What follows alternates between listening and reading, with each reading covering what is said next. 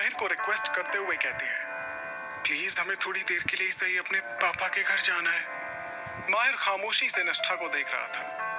तभी निष्ठा का फोन बजने लगता है। वो देखती है कि उसे डॉली कॉल कर रही थी। निष्ठा और परेशान हो गई थी। उसे समझ नहीं आ रहा था कि आखिर डॉली उसे इतनी सुबह क्यों कॉल कर रही थी। निष्ठा फोन उठाती है, लेकिन तब तक कॉल कट गया था। निष्ठा जल्दी से फिर कॉल करती है, पर अब डॉली का फोन बंद आ रहा था। निष्ठा यही सोच रही थी कि वो अब क्या करे। वो जल्द से जल्द अपने घर जाना चाहती थी। उसे बहुत बेचैनी हो रही थी। माहिर एक टक देखते हुए निष्ठा को ही घूर रहा था, जिसके माथे पर अब पसीने की बूंदें उभर आई थी। माहिर प्यार से निष्ठा के गालों को सहलाते हुए कहता है, काम डाउन, मैं तुम्हें छोड़ दूंगा। ऑफिस टाइम पर तुम वापस आ जाना। निष्ठा हैरानी से माहिर को देखने लगती है। उसे यकीन नहीं हो रहा था कि माहिर इतनी जल्दी मान गया। निष्ठा को उस सब से मतलब नहीं था। वो 2 दिन से घर नहीं गई थी। उसे जल्द से जल्द घर जाना था। निष्ठा हाँ में सिर हिलाती है और जल्दी से रेडी होने चली गई। कुछ देर बाद दोनों वहां से निकल गए। दूसरी ओर निष्ठा की बहन यामिनी ने अपनी ऐसी चाल चली थी कि पूरे घर में जैसे तूफान आ गया था। वहीं डॉली को समझ नहीं आ रहा था कि अचानक ये सब क्या हो गया। उसने तो कुछ भी गड़बड़ ना हो इसका खास ध्यान रखा था। फिर सुबह होने तक यामिनी ने सबको ऐसा क्या कह दिया कि सब इतने गुस्से में हैं। माहिर और निष्ठा के घर के बाहर पहुंचते हैं। ड्राइवर ने घर से कुछ दूरी पर कार रोक दी। निष्ठा तो इतनी परेशान थी कि उसे ये पता ही नहीं चला कि वो घर आ गई है। लेकिन उसे इतना जरूर समझ आ गया था कि डॉली ने उसे ऐसे ही कॉल नहीं किया होगा। माहिर निष्ठा को देखता है, जो अपनी ही दुनिया में खोई हुई थी। माहिर निष्ठा को अपने करीब खींचता है, जिससे निष्ठा डर जाती है। निष्ठा कहती है, ये क्या कर रहे हैं आप? और आपने कार क्यों रोक दी? निष्ठा की नजर बाहर की ओर जाती है। वो अपने घर से कुछ दूर ही खड़ी थी। माहिर कहता है, ऐसा क्या और किसके बारे में सोच रही हो कि तुम्हें अपने आसपास की भी खबर नहीं है? निष्ठा सिर झुकाते हुए कहती है, कुछ भी नहीं। माहिर प्यार से कहता है, परेशान मत हो, सब ठीक हो जाएगा। निष्ठा अजीब तरह से माहिर को देखने लगी थी। इतना सब जो हो रहा था वो सिर्फ माहिर की वजह से ही हो रहा था, और वो बोल रहे थे कि परेशान मत हो। ये सोचते हुए निष्ठा का मन कड़वाहट से भर गया था। निष्ठा बस हाँ में सिर हिलाती है। माहिर कहता है, ठीक है तुम जाओ, मैं बाद में तुम्हें लेने आता हूँ। निष्ठा तो हैरान थी कि कभी कभी माहिर इतने प्यार से बात करता था कि लोगों को खुद पर डाउट होने लगे कि उसकी तबीयत तो ठीक है ना। ये सब सोचते हुए निष्ठा जल्दी से कार से उतरकर अपने घर की ओर चली गई। निष्ठा घर के अंदर जैसे ही कदम रखती है, उसे एहसास होता है कि पूरा रायता फैल चुका है। लेकिन अभी तक उसे ये नहीं पता था कि ये रायता किस मसले का है। घबराहट में उसकी हथेलियों में पसीना आ रहा था, जिसे वो बार बार अपने कपड़े से साफ कर रही थी। पूरे घर वाले सुबह सुबह ही हॉल में बैठे हुए थे और सभी के चेहरे पर अलग अलग एक्सप्रेशन थे। कोई गुस्से में लग रहा था तो कोई चिंता में। निष्ठा बहुत घबराई हुई थी कि कहीं सबको माहिर और उसके बारे में पता तो नहीं चल गया। अगर ऐसा हुआ तो वो सबको क्या जवाब देगी। तभी निष्ठा की नजर डॉली पर पड़ती है, जो खुद परेशान सी निष्ठा को देख रही थी। निष्ठा के पापा प्रतीक जी गुस्से से निष्ठा को देख रहे थे। वहीं यामिनी के चेहरे पर उदासी वाले एक्सप्रेशन थे, पर वो मन ही मन मुस्कुरा रही थी। निष्ठा सब समझने की कोशिश कर रही थी कि उसी वक्त निष्ठा की माँ उसके पास जाकर उसके गाल पर एक थप्पड़ लगाती है। प्रेरणा जी के ऐसा करते ही निष्ठा पूरी तरह हैरान रह जाती है। वो अपना हाथ अपने गाल पर रखती है। प्रेरणा जी गुस्से से कहती हैं, निष्ठा कहाँ से आ रही हो तुम? ये सुनते ही निष्ठा के पैर कांपने लगे। शरीर पर पसीना आ रहे थे। उसकी आंखें आंसुओं से भर गई थी। क्या सच में घर वालों को सब पता चल गया था?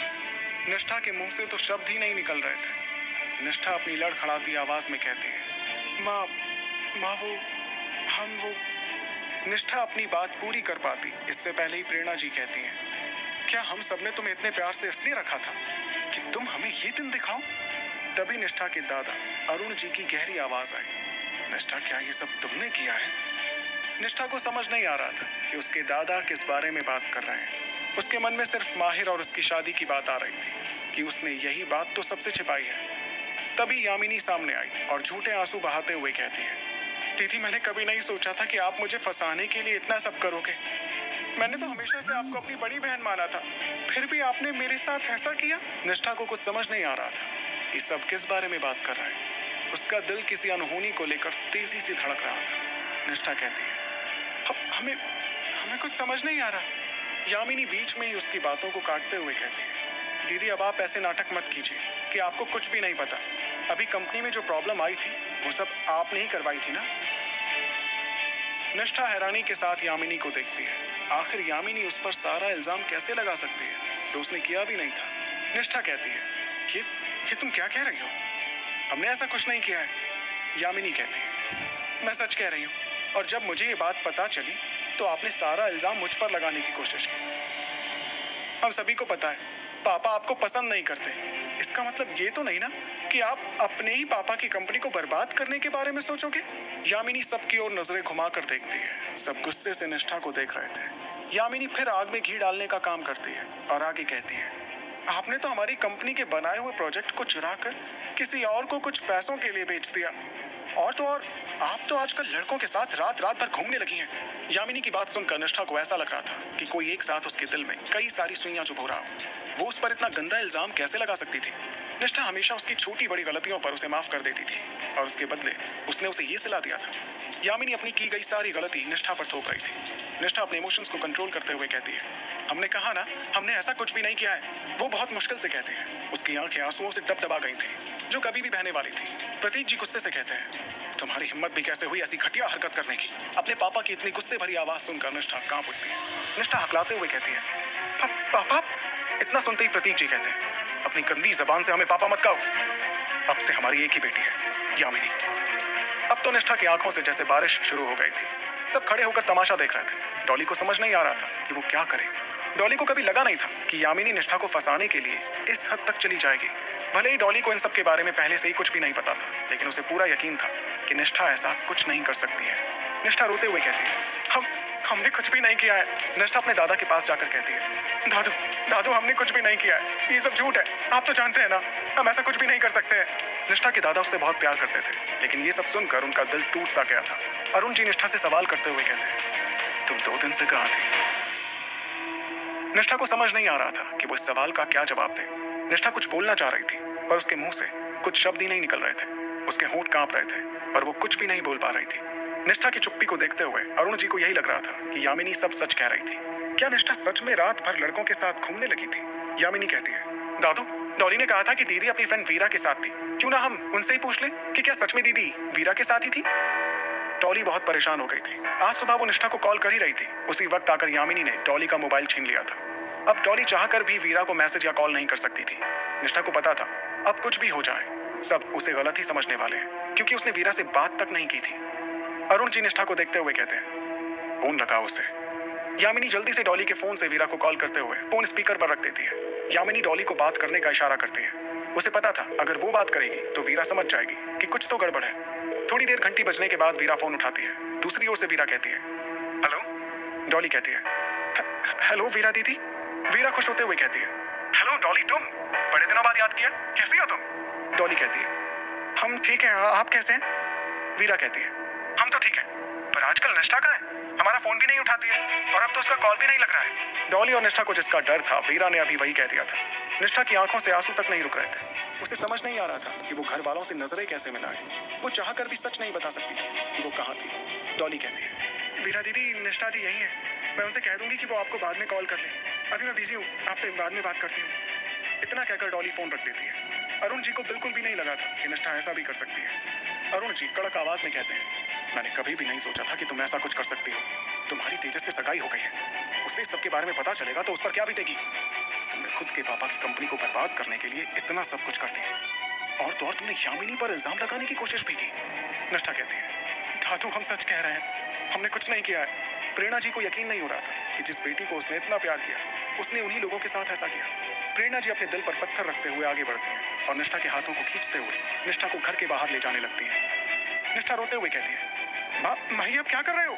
उसके रोने की आवाज सब सुन पा रहे थे पर उसकी मदद करने वाला कोई नहीं था। प्रेरणा जी कहती है, तू अब इस घर में एक पल भी नहीं रहेगी। सब तमाशा देख रहे थे, किसी की भी हिम्मत नहीं थी कि प्रेरणा जी को रोक सके। निष्ठा अपनी माँ को रोकते हुए कहती है, माँ ये आप क्या कह रहे हो?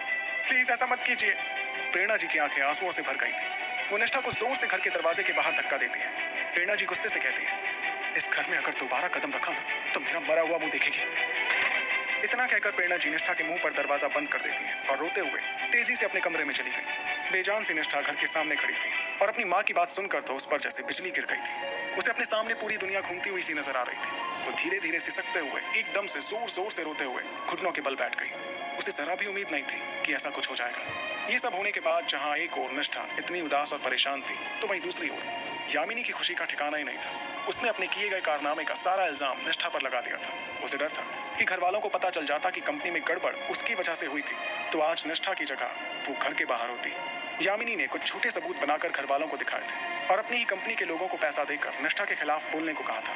और घर वालों ने बिना कोई जांच किए यामिनी की बातों पर भरोसा कर लिया, क्योंकि निष्ठा पिछले 2 दिनों से घर नहीं आई थी। निष्ठा अपने आंसुओं से भरी आंखों से एक नजर घर की ओर देखते हुए रोड पर बेजान सी चलने लगती है। दिल्ली में मिहिर आरोही को उसके घर छोड़कर ऑफिस के लिए निकल जाता है।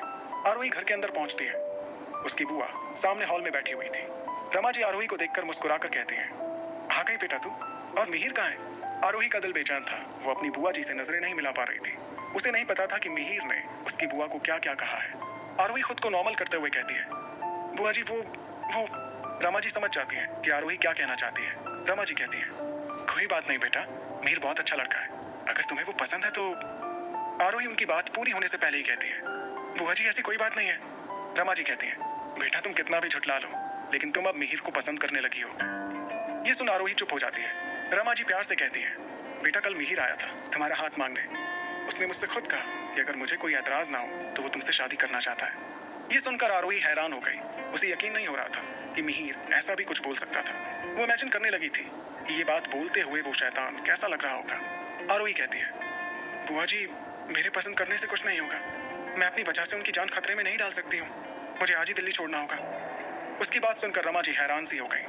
रमा जी हैरानी के साथ कहती हैं, आज? आरोही कहती है, मैंने उन्हें फिर से दिल्ली में देखा है, इससे पहले कि वो मुझ तक पहुंचे मुझे यहाँ से जाना होगा। रमा जी परेशान होकर कहती है, पर बेटा आज? आरोही कहती है, बुआ जी मैंने सोच लिया है कि मुझे क्या करना है, मैं आज ही गोवा के लिए निकल रही हूँ। आप तीनों यहीं रहेंगे जब तक मैं आप तीनों को ना बुलाऊं। मैं पहले वहाँ जाकर हमारे रहने के लिए इंतजाम करूंगी। रमा जी कहती है, ये बहुत जल्दी है बेटा। आरोही कहती है, कोई जल्दी नहीं है बुआ जी। इतना कहकर आरोही अपने कमरे में जाकर सामान पैक करने लग गई। रमा जी को पता था आरोही उन लोगों के देखने के डर से नहीं, बल्कि मिहिर की वजह से दिल्ली छोड़ना चाहती थी। आरोही ने सोच लिया था कि उसे आज ही गोवा के लिए निकलना होगा। वो अपना सामान पैक कर जाने के लिए तैयार हो गई। फिर वो रमा जी, तनुजा और आरव को समझाती है कि आगे क्या करना है। आरोही ने ऐसा प्लान बनाया था जिससे मिहिर उन तक कभी नहीं पहुंच सकता था। आरोही जाने के लिए रेडी हो गई थी। उसने खुद को पूरी तरह कवर करके रखा था ताकि कोई उसे पहचान ना पाए। बस उसकी झील सी आंखें बाहर झांक रही थी।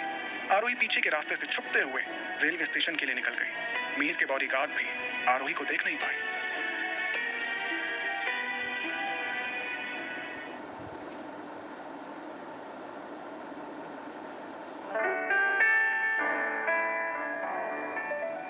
आरोही छुपते हुए अपने घर के पीछे वाले रास्ते से रेलवे स्टेशन के लिए निकल गई थी। मिहिर ने आरोही की सेफ्टी के लिए जो बॉडीगार्ड्स लगाए थे वो भी आरोही को देख नहीं पाए थे। दूसरी ओर मिहिर आरोही के ख्यालों में खोए ऑफिस पहुंचता है। वो जैसे ही कार रुकता है उसे एहसास होता है कि पीछे सीट से कुछ नीचे गिरा है। मिहिर पीछे देखता है। पीछे की सीट के नीचे एक कैरी बैग था जो आरोही ले जाना भूल गई थी। मिहिर कैरी बैग उठाकर देखता है तो उसको सबसे पहले एक लव लेटर मिलता है। वो जैसे उस लेटर को पढ़ना शुरू करता है तो उसके एक्सप्रेशन और भी कोल्ड होते जा रहे थे।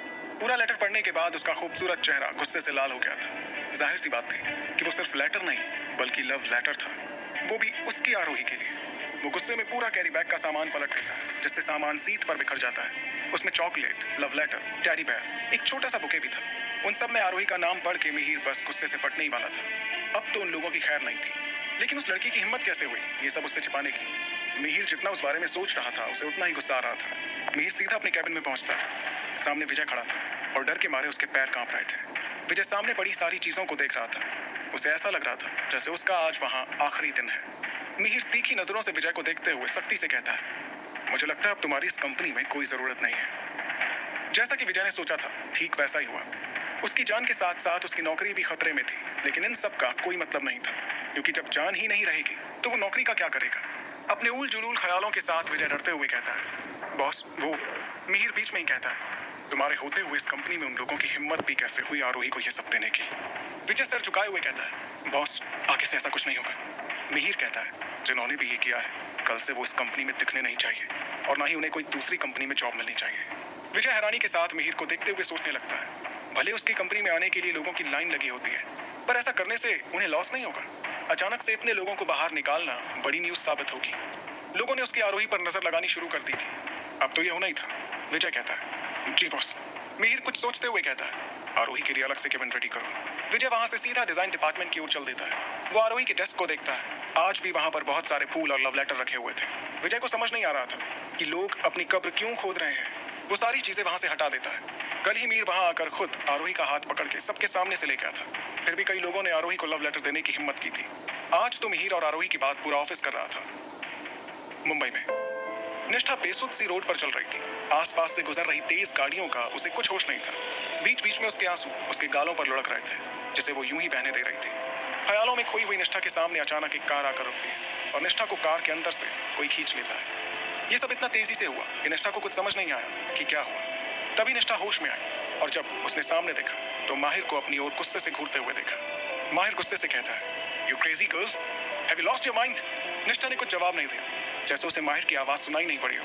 लेकिन वो आगे बढ़ते हुए माहिर को कसकर गले लगा लेती है और जोर जोर से रोने लगती है। माहिर को कुछ समझ नहीं आ रहा था कि निष्ठा को अचानक क्या हो गया। उसके रोने की आवाज उसके दिल को चीर रही थी, क्योंकि वजह वो नहीं कोई और था। रुलाने का हक तो सिर्फ उसका था ना। उसे उसके बॉडीगार्ड ने सिर्फ इतना ही बताया था कि निष्ठा घर से बाहर आई है और रोड पर चल रही है। इधर निष्ठा के मिलने के बाद माहिर ड्राइवर को अपने विला चलने को कहता है। माहिर निष्ठा को देखता है, जो कि उसके सीने से लगी सिसक सिसक कर रो रही थी और उसके शर्ट को अपने गर्म आंसुओं से भिगा रही थी। माहिर ने प्यार से उसके बालों को सहलाते हुए कहा, hey, what happened? Why are you crying? Nishtha तो बस रो रही थी। उसके मन में अभी घर में कुछ देर पहले जो हुआ वो बस गया था। उसके दिल में तेज दर्द हो रहा था। वो अपनी माँ के कहे हुए कड़वे शब्दों को बर्दाश्त नहीं कर पा रही थी, इसलिए उसका माइंड पूरी तरह ब्लैक हो चुका था। माहिर समझ नहीं पा रहा था कि वो निष्ठा को कैसे चुप कराए। उसे आज तक लड़कियों में जरा भी दिलचस्पी नहीं थी, इसलिए वो कभी लड़कियों के करीब नहीं गया था। उसे नहीं पता था कि वो निष्ठा को कैसे शांत करे। उसे अंदर ही अंदर बहुत गुस्सा आ रहा था कि किसी की वजह से निष्ठा इतना रो रही थी। कुछ देर में दोनों माहिर के विला पहुंच गए। माहिर कार से उतरकर निष्ठा को अपनी बाहों में लेकर अपने रूम की ओर चल देता है। माहिर की शर्ट भीग गई थी, लेकिन निष्ठा का रोना कम नहीं हो रहा था। माहिर निष्ठा को बेड पर बिठाता है। निष्ठा माहिर को छोड़ नहीं रही थी। माहिर निष्ठा को चुप कराने की कोशिश कर रहा था, लेकिन निष्ठा तो जैसे अपने होश में ही नहीं थी। उसका रोना माहिर को बहुत परेशान कर रहा था। माहिर निष्ठा को कब से पूछ रहा था कि क्या हुआ है, लेकिन निष्ठा कुछ बोल ही नहीं रही थी। माहिर निष्ठा को रोते देख बहुत परेशान हो गया था। वो निष्ठा का चेहरा अपने हाथों में पकड़े हुए अपने होंठ उसके होठों पर रख देता है। माहिर निष्ठा को बहुत प्यार से किस कर रहा था। निष्ठा भी माहिर को किस करने लगती है। कुछ देर में दोनों पूरी तरह एक दूसरे में खो गए। दिल्ली में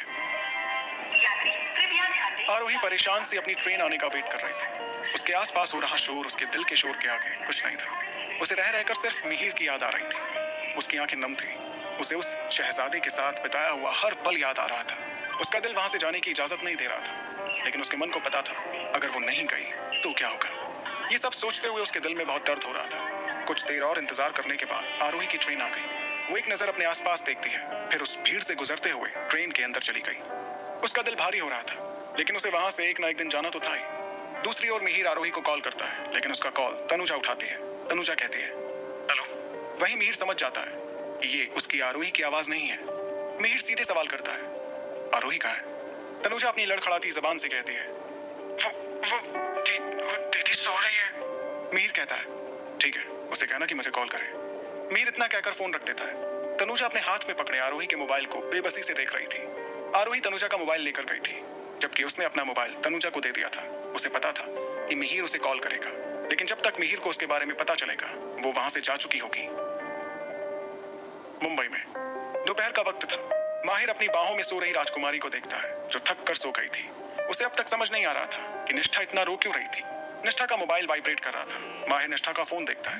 उसने डॉली के कई सारे मिस्ड कॉल थे। डॉली उसे फिर से कॉल कर रही थी। माहिर फोन उठाता है। फोन उठाते ही डॉली परेशान होते हुए कहती है, हेलो दीदी, कहाँ हैं आप? तभी माहिर कहता है, वो अभी सो रही है। डॉली समझ जाती है कि ये माहिर है। डॉली कहती है, जीजू दीदी ठीक तो है ना? माहिर निष्ठा को देखते हुए जवाब देता है, वो भी ठीक है। डॉली माहिर को सारी बातें बता देती है जो आज घर में हुआ था। कुछ ही देर में माहिर फोन रख देता है। उसके चेहरे पर इस वक्त कोई भाव नहीं थे।